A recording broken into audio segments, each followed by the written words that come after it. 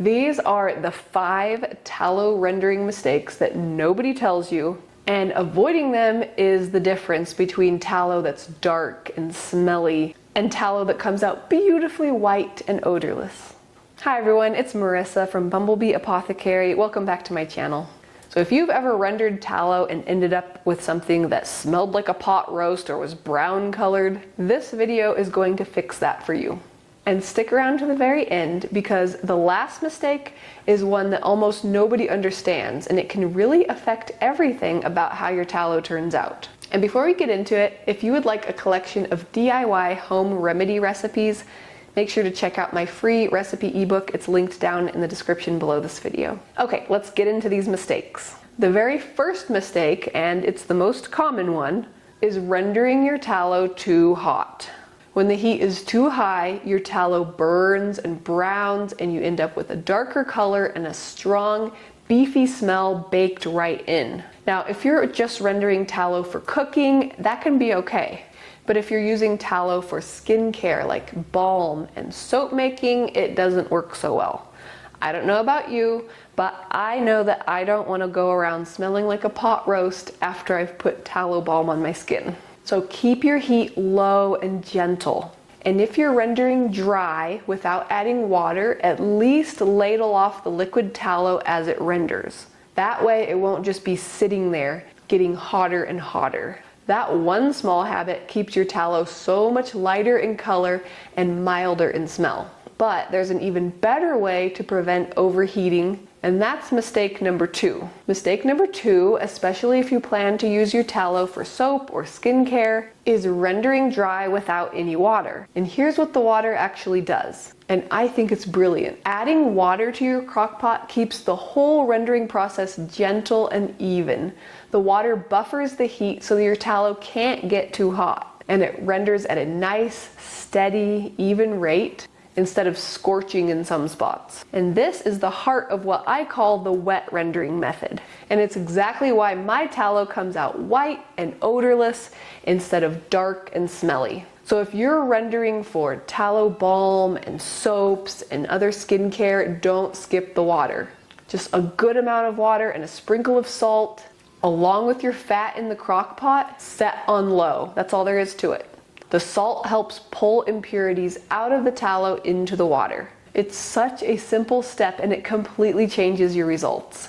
You'll be amazed at the difference when you try it. Mistake number 3 is trying to render pieces of fat that are way too big, and then wondering why it's taking forever and rendering unevenly, and not yielding very much tallow.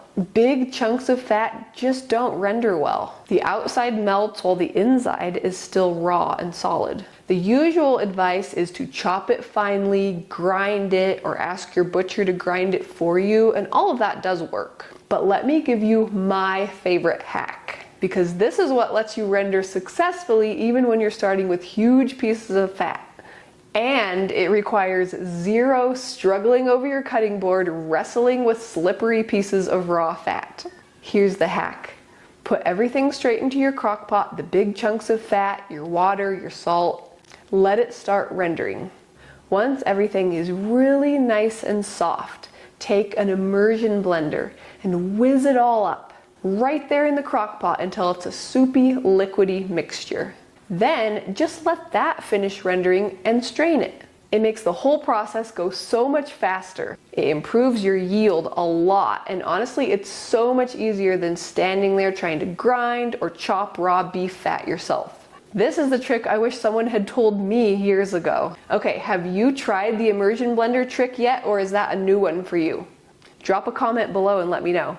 And if you've tried rendering tallow before and had something go wrong, tell me what happened.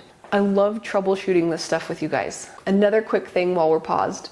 If you love making your own DIY products, you are going to really enjoy my free Natural Beauty Recipes ebook. It's packed with simple recipes that you can make at home. It's completely free, and it's linked down in the description below this video. Okay, back to it. Mistake number 4 is a game changer that so many people don't even realize is an option. Not knowing you can do a purifying step to make your tallow light and mild and as odorless as possible. So many people stop after just one rendering and call it done. but you can take it further and the difference is so beautiful. A purifying step is simple. You take your finished tallow cake from the first rendering, and all you do is put your tallow cake into your clean crock pot, add more water, another sprinkle of salt, bring it to a simmer and let it simmer for about 1 hour. Then strain it through a metal strainer lined with cheesecloth this time, and let that mixture solidify. This time when you pop the tallow cake out, you'll see it's much cleaner than after your first rendering step. So much more of the impurities have been pulled down and away, and here's the best part. You can repeat that purifying process as many times as you'd like, until your tallow is exactly as pure as you want it. Once you've seen how clean your tallow gets with this process, you'll never skip it again. And here's the last one. The one I told you to stick around for, because it really affects everything. It's not understanding what type of fat you're actually working with. There are really two main kinds, but they behave very differently when you're rendering and especially when you go to make things with them. Leaf fat is nice and hard and smooth, and it comes from around the internal organs of the animal, like the kidneys. It tends to be the mildest in smell and the hardest and smoothest in texture, the lightest in color. It's the nicest tallow to work with for skincare and soap making. Trim fat, on the other hand, makes much softer tallow. It's what comes off when the butcher trims the fat from cuts of meat, and it tends to be more yellow and have more color to it, with a stronger smell. Tallow made from softer trim fat is also what tends to give you that grainy texture that you may run into if you're trying to make tallow balm with soft, gritty, grainy trim fat tallow. On top of that, the breed of cattle, the season, and what the animals were eating can all affect the final color and feel of the tallow as well. So here's how to use this information. Save your soft trim fat for cooking and use your nice leaf fat for soap and skincare, if you can.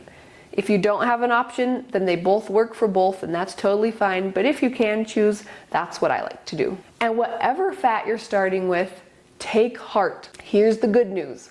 This gentle, wet purifying process is still the very best way to get the most odorless, lightest color, highest quality tallow possible, no matter what type of fat you're starting with. You're set up to succeed no matter what. Now, I'd love to know, have you been rendering tallow already? And did you run into any of these? And what did you run into? Was it smell, graininess, or trying to deal with giant chunks of fat? Let me know in the comments below. And let me know what you're planning to make with your finished tallow. I always love hearing what you're up to. So now you know the 5 mistakes to avoid and exactly how to get beautiful, white, odorless tallow every single time. Don't overthink it, just keep the heat gentle, use your water and some salt, blend down those big pieces, add the purifying step, and if you can, use this knowledge to choose the best fat for the job. And if you're getting ready to render a batch pretty soon, I promise it's so much easier than it sounds like, and it's so worth it. And if you'd like even more homemade recipes, make sure to check out my free DIY personal care recipes ebook. It's linked down in the description below this video, along with my free DIY home remedy recipes ebook and my free natural beauty recipes ebook.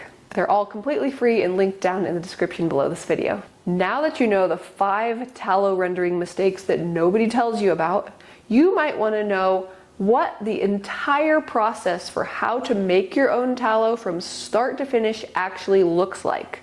But how do you do that? It all starts by watching this video here next, because when you pair what you just learned here and you know what mistakes to avoid with what you're about to learn in this video, it's so much more powerful and it'll set you up for so much success. If this was helpful at all, give it a thumbs up, subscribe for more, share it with anybody else who you think would enjoy it.